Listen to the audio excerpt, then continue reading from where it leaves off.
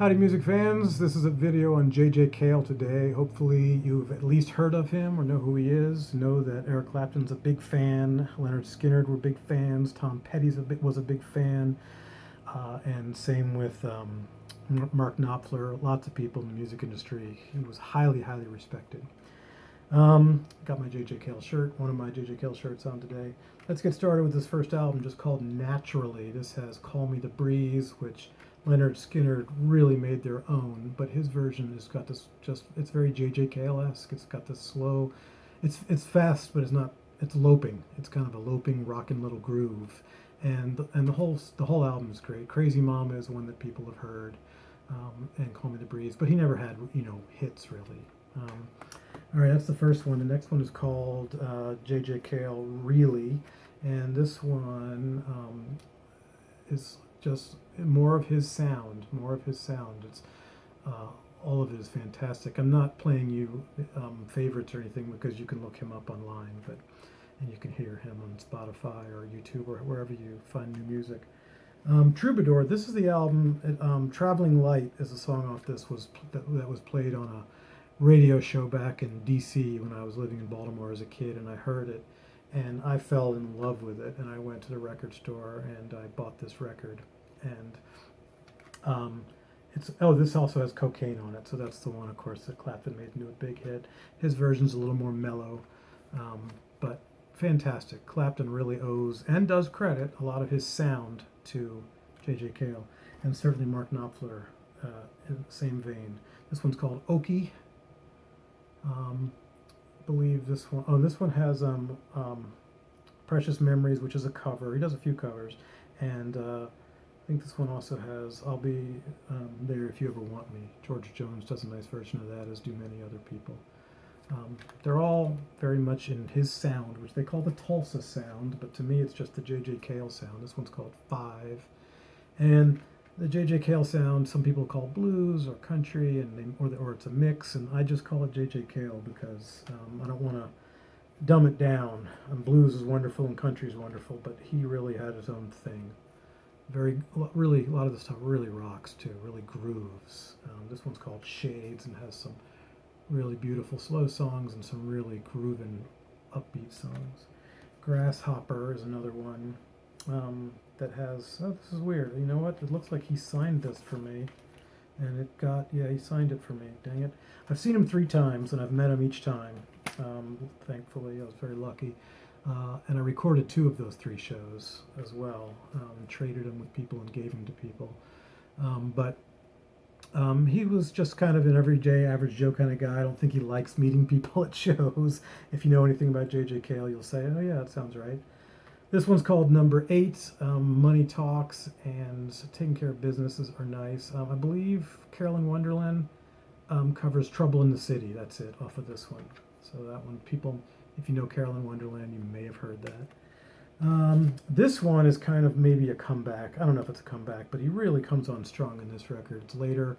These are all chronological order, but Travelogue, this has some really neat sounds on it, some very funky stuff, and some very just excellent original great music on this. Number 10, this one gets a little more with some electronic sounds, and it's a little out there, some of it, but there's some great songs. Take Out Some Insurance is not the Jimmy Reed song, but it's kind of a loping little acoustic thing, and Low Rider is good. It says Shady Grove on here, Roll On Mama. Not sure if that's the Shady Grove, but this has some great stuff aside from the electronic sounds. And it's not all like that at all. This one, he does some more of the electronic sound too, but not all of it. Closer to You, it's got some wonderful songs. Devil's Nurse is good, and Slower Baby is good, and Closer to You is excellent, and Ain't Love Funny is a really pretty song. He's a great writer. This one is fantastic. Guitar Man, he really grooves, and he really gets back to just his great sound, just pumping electric guitar and great slide, or pumping acoustic guitar and great slide, and just a really simple, spare sound. This, I guess he signed this too. This is live J.J. Cale, and it's not my favorite way to do live albums. This is all just a collection of songs off of, from that era live. It's not a show, but it's good.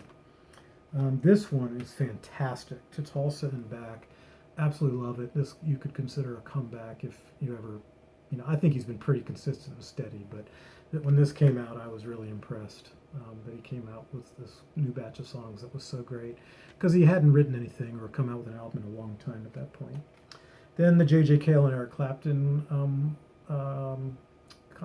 whatever you call it, I can't think of the word where they worked together on this. And it was, it's good. It's not great. I'm not a huge fan. Sometimes it's hard to tell who's singing, which is credit to Clapton, but it's good. J.J. Cale Rewind. This is kind of like they had a bunch of stuff and needed to put something out. I believe I'm not sure if this came out after he died, but it has, it's kind of an odds and ends, and there's a couple of those in here. The last few are odds and ends. This one, Roll On, I believe, is another one like that. These I think were put out when he was alive, actually, these two. But this one definitely came out after he passed on. Stay Around, and this one is another odds and ends record. And this one is they're all very good. They all have a lot of similar qualities, like J.J. Cale stuff does. And then this is a compilation that I made. It's a 2-disc compilation because I love so much of his stuff. This is a live release, a 3-disc set, like those Transmission Impossible sets. I don't know if this is or the Broadcast Archive. I don't know if these are bootlegs or not, but they're in the record stores. Not that bootlegs aren't in the record stores. Speaking of bootlegs, I'm going to go through, if I can, really fast, my bootlegs. So a lot of them are just in sleeves, singles, and early rarities. This is early rarities. And then I do have some silver discs. This is Santa Cruz, I think 75.